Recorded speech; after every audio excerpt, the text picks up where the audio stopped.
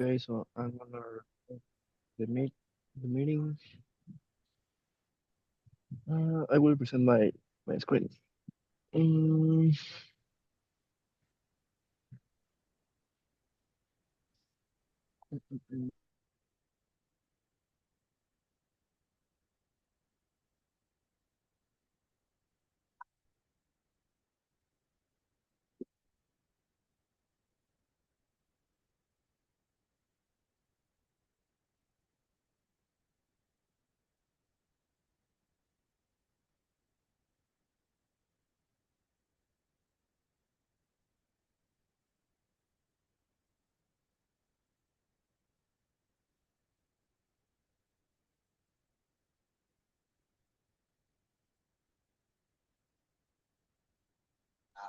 did you see my screen?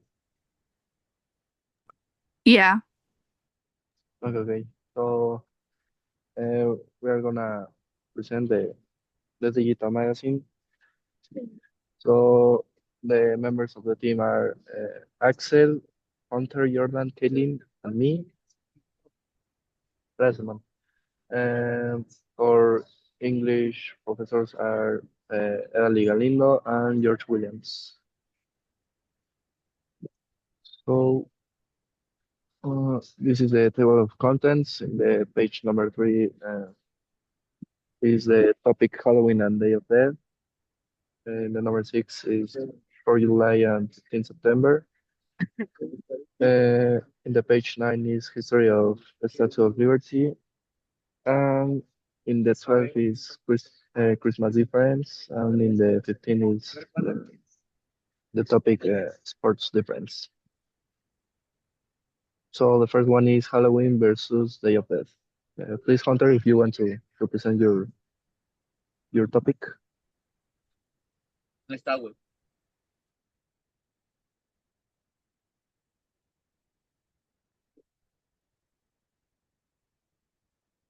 Well, Hunter is absent, so Halloween versus Day of Death. Although Halloween between and Day of Death have a cultural differences, they are also share some similarities. Both occur around the same time of the year and include themes related to them and the supernatural. For Day of Death, the traditions are centered mm, more so around the remembrance of life and of past family members. Meanwhile, those celebrating Halloween in the state decorate with supernatural themes, while those in certain religions like pagans view the day as a celebration of a dim veil between the human life and the past spirits. Coincidence or not, Day of the and Samhain, the pagan holiday Halloween is based on has a few similarities. It is a spooky uh, coincidence or there is more to the matter. Mm, Day of Death mean while Halloween and Day of Death both share some similarities, they do offer from one another in their own ways. For starters, Day of Death, a multi-day celebration centered around traditions of life and death, has a few traditional examples, such as creating altars and ceremonial traditions to honor past loved ones, including offerings of sugar skulls, favorite foods of past loved ones, visiting graves. Halloween in the States. Halloween is one of the most beloved holidays in the States. Children love it, especially because of the trick of treat traditions, with ironically is the exact opposite of what we are we are taught from early age. Don't take candy from a stranger. In the States, it's fairly common for many people to dress in costumes, even as adults, but for trick or treating, but other social gatherings or such as bonfires, bars, and parties. Now is the topic for July and 15 September.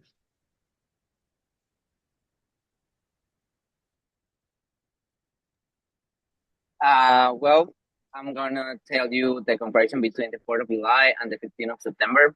The 4th of July and the 15th of September are national holidays that celebrate independence.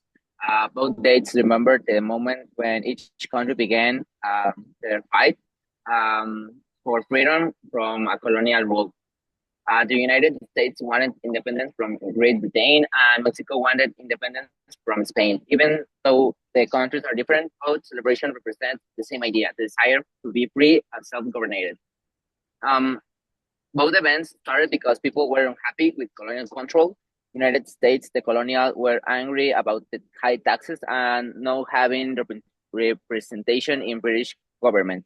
This led to Declaration of Independence in 1776. In Mexico, many people suffered from social inequality and unfair treatment under Spanish rule.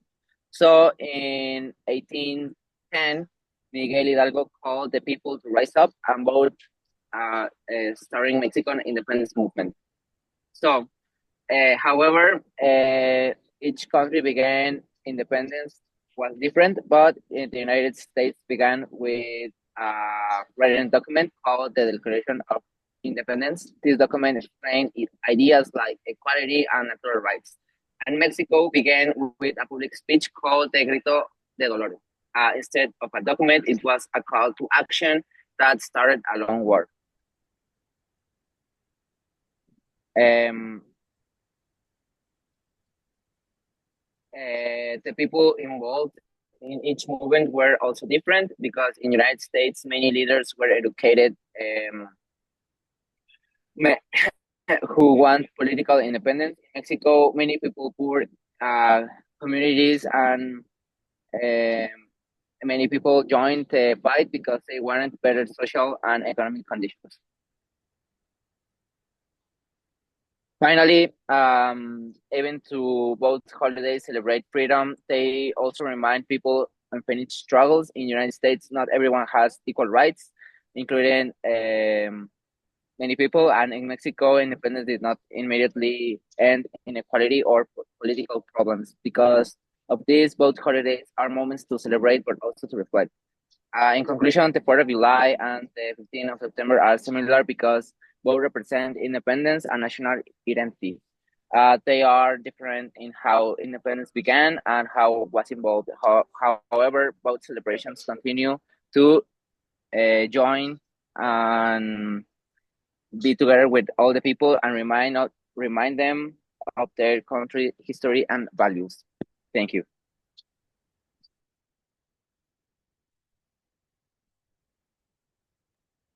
So now it's my turn to present. I will talk about the history of Statue of Liberty. So the Colossus Liberty, the Odyssey behind in an icon.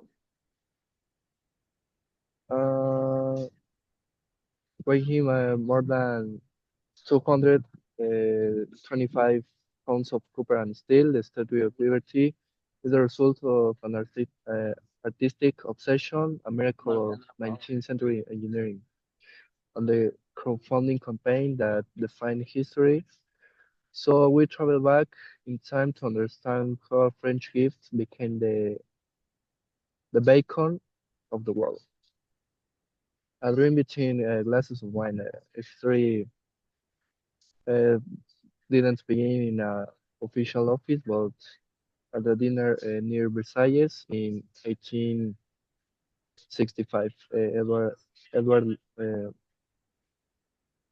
Laboulaye, an influential French politician, launched a bold idea to create a monument celebrating the shared freedom, France, and the United States.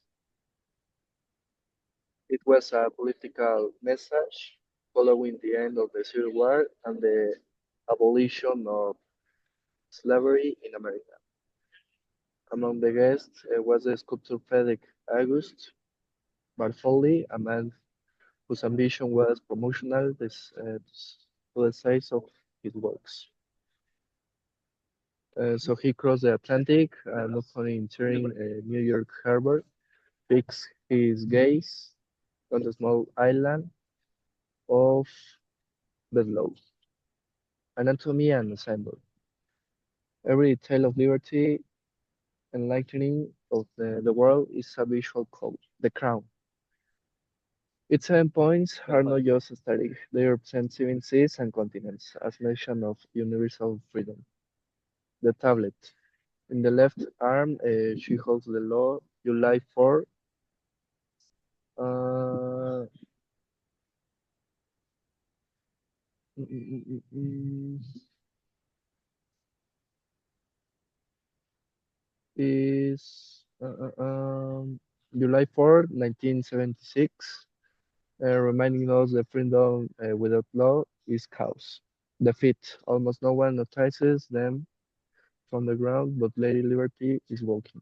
Her feet are surrounded by broken chains and direct symbol of emancipation uh, slaves. So the skeleton of Aeneas.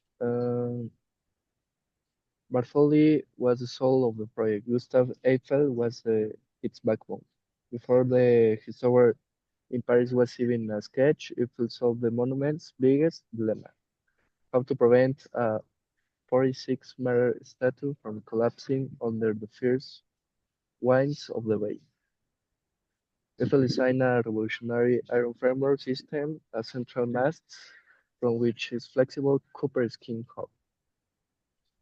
The crisis that almost extinguished the torch. Despite the enthusiasm, the project was on the verge of failure due to the most mundane of problems, the money.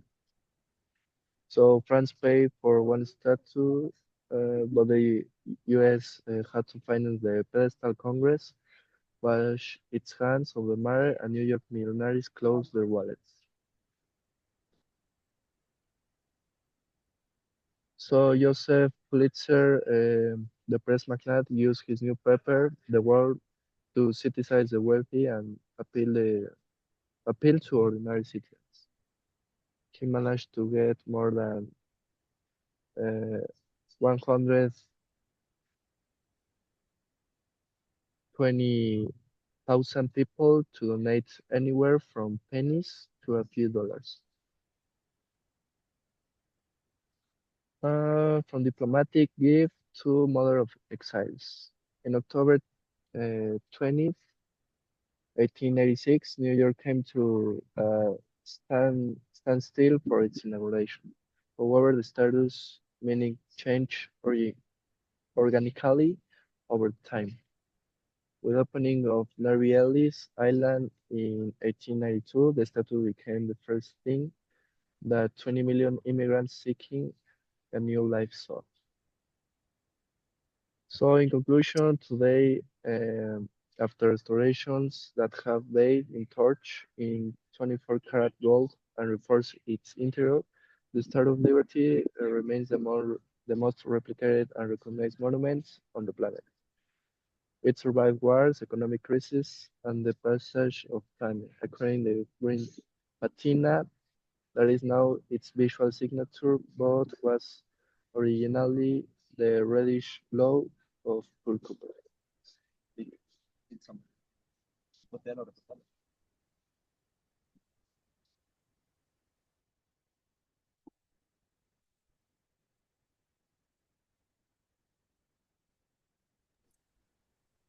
Christmas difference between Mexico and USA.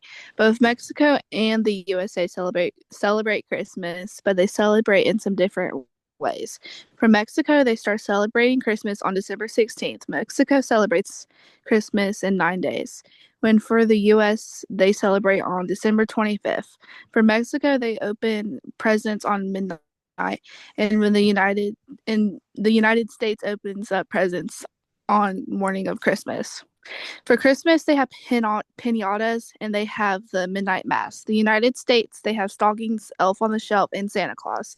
In Mexico, they open up some gifts on December 24th, and also children receive gifts on January 6th, which is called Three Kings Day. For the United States, gifts are opened on December 25th from Santa Claus. For Mexico, they have different foods such as tamales. In the United States, they have ham, mashed potatoes, and stuffing. On the Three Kings Day, it reminds people of the three wise men that gave baby Jesus gifts. Instead of Santa Claus being the main focus, the three wise men bring the gifts. Children may leave shoes by the door or letters to the three kings. They also leave grass or water for the camels. For the USA and Mexico has different music and different atmospheres. For example, for Mexico, they use fireworks and their celebration has lots of colors and they have a traditional songs that they sing. For the United States, they have songs such as Jingle Bells and Santa Claus is coming to town.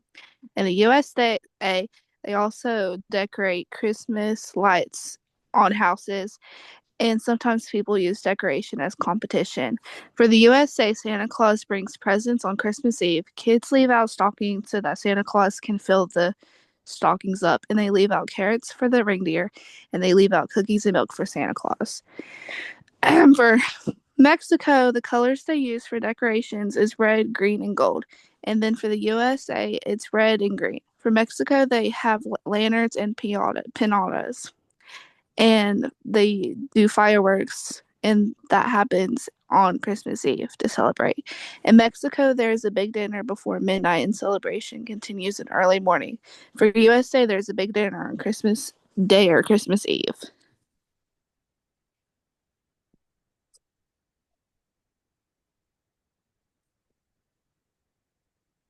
For the USA, Santa Claus was made by St. Nicholas, which used to give kids in need for gifts. And this happened in the 1900s, and that's how Santa Claus was made. For Mexico on January 6th, schools have activities for the Three Kings Day. For the USA, schools can have parties or exchange gifts, or sometimes they have Secret Santa. Also in the USA, they have school concerts to represent Christmas. In Mexico, it's usually warm weather. In the USA, it's usually snow. For Mexico, they write letters to the Three Kings. In the USA, writes letters to Santa Claus. For the star, it represents the Bethlehem. For Mexico and the United States, candy canes represents the shepherd's staff. For Mexico, during the holiday season, most people watch traditional celebrations and different movies. In Mexico, adults would dress up in formal outfits. For children, they would dress up as angels or shepherds. For the USA, they usually wear pajamas, or if they're going to a Christmas party, they would wear Christmas sweaters.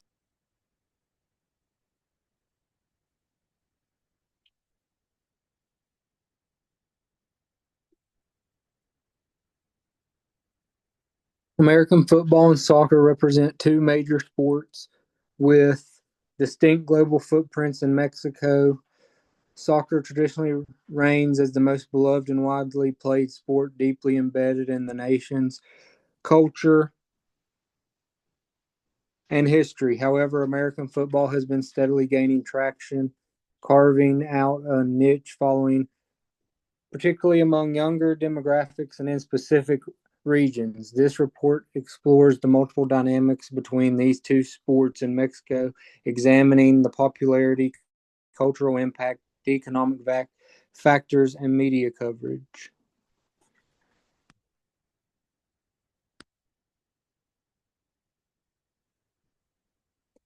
Soccer's popularity in Mexico is unparalleled. It is a national passion, with the Mexican Liga MX being one of the most watched soccer leagues in the Americas.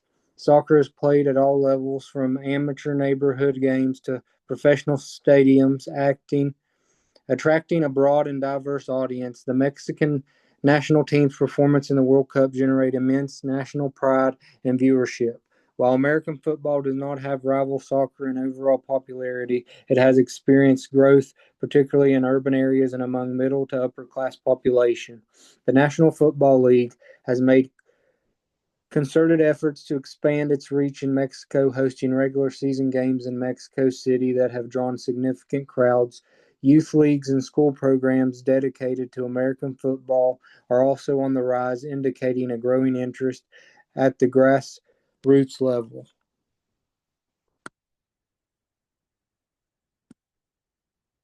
Soccer in Mexico transcends being just a sport. It is a fundamental part of the national identity. It is intertwined with social gatherings, family traditions, and local pride.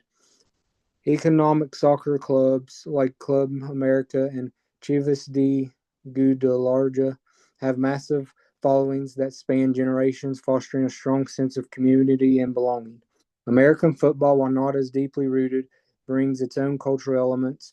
The NFL games in Mexico incorporate aspects of Mexican culture, creating a fusion that appeals to local fans that speculate and entertainment value associated with American football, including halftime shows and tailgates. Parties contribute to its appeal, especially among younger fans who are drawn to its distinct presentation. Soccer is a significant economic driver in Mexico. Liga MX generates substantial revenue through ticket sales, merchandise, sponsorships, and broadcasting rights. The sport supports numerous jobs from players and coaches to stadium staff and marketing professionals. The economic impact of major soccer events such as the World Cup can be considerable, boosting tourism and local business. The economic impact on America football in Mexico is smaller but growing. The NFL games held in Mexico City generate revenue for the local economy through tourism, hospitality, and related services. The sale of NFL merchandise and increasing number of Mexican players in the NFL also contribute to the sport's economic footprint in the country. Soccer receives extensive media coverage across all platforms in Mexico. Major networks dedicate significant airtime to Liga MX games, European soccer leagues, and the international competitions. Sports newspapers and websites provide in depth analysis, player interviews, and live updates, ensuring that soccer remains a constant presence in the media landscape. American football coverage has been driving increasing driven by the NFL's efforts to cultivate a fan base in Mexico. Major sports channels broadcast NFL games, and there is a growing number of Spanish language programs and websites dedicated to American football. The media coverage helps to raise awareness and interest in the sport, contributing to its gradual expansion in the country. In conclusion, while soccer remains the dominant sport in Mexico, deeply ingrained in its culture and economy, American football is making notable inroads, attracting a dedicated following and expanding its media presence. Soccer's widespread popularity and cultural significance provide a strong foundation, but American football's strategic marketing, entertainment value, and growing youth participation suggests a promising future in Mexican sports landscape. The interplay between these two sports reflects broader trends in globalization and cultural exchange, shaping the preferences and passions of Mexican sport fans.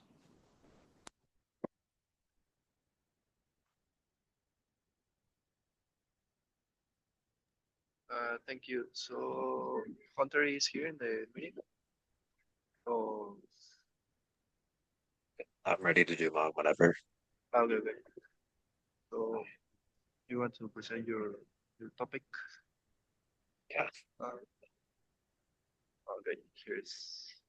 Thank you. Okay, first, I want to talk about pretty much the only similarity between the two of them that I'd found, or something that really stood out to me that I felt like was a similarity. It wasn't something necessarily that I found online that said, hey, this was a similarity between the two of them. It's just something that I caught on. But so basically, the Day of the Dead, as it pretty much sounds, is a day for like remembrance of past family members and past, basically from what I read, past friends and family. It is pretty common to build altars and just do anything with remembrance and just trying to remember past friends and family. And so with that connection to death and like life and death basically for the cannot remember the original name of it or the pronunciation. I think it's Samhain. It's our version of Halloween in the United States actually comes from a pagan holiday that I'm pretty sure it's called Samhain. It something with an S. I can't always pronounce it right, but because or with the pagans or pagans originally had like believed something about. I'm pretty sure it was either October 31st when Halloween is for us still, or on November 1st. It was a thin veil for what they would call it for between the humans out of life and for past ghosts and stuff. That and sorry, one of my coworkers just came in and threw me off guard for a second. But back to what I was saying, the for Day of the Dead, it is a lot between life and death. And for the origins of Halloween comes from Samhain, a pagan holiday, which actually celebrates the veil between life and death itself. And a lot of pagans used to do a lot of divination and like a lot of like different practices.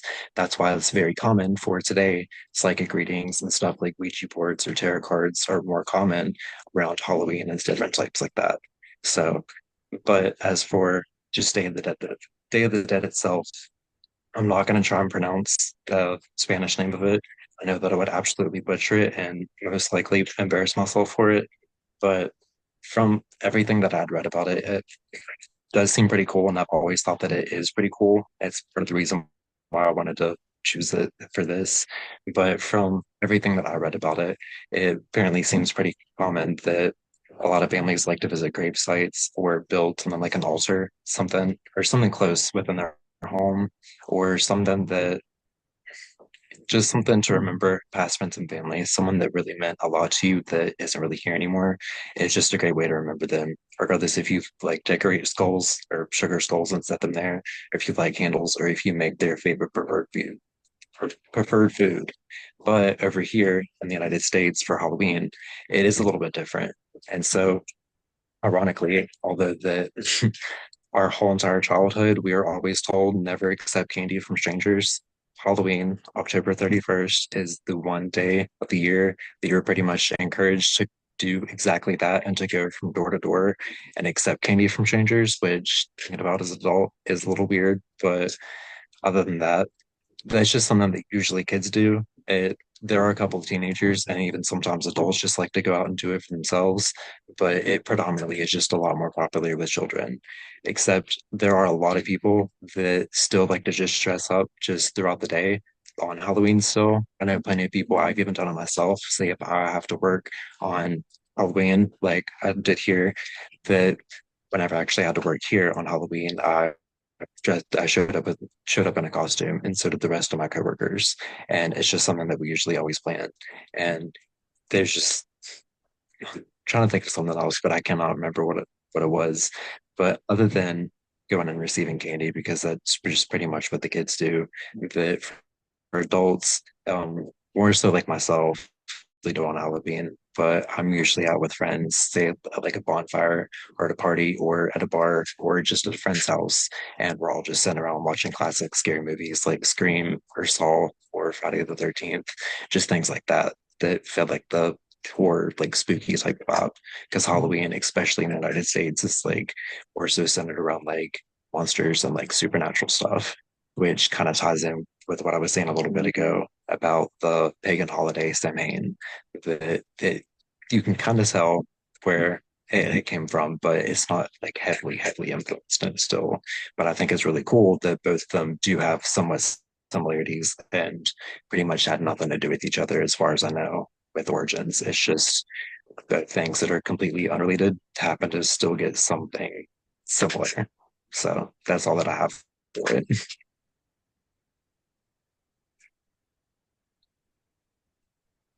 Okay, bro, thank you. Well, I think we finished the digital magazine. Okay. Niels, you want to share? Caitlin, Hunter, or Jordan, or that's all? Um, I'm done.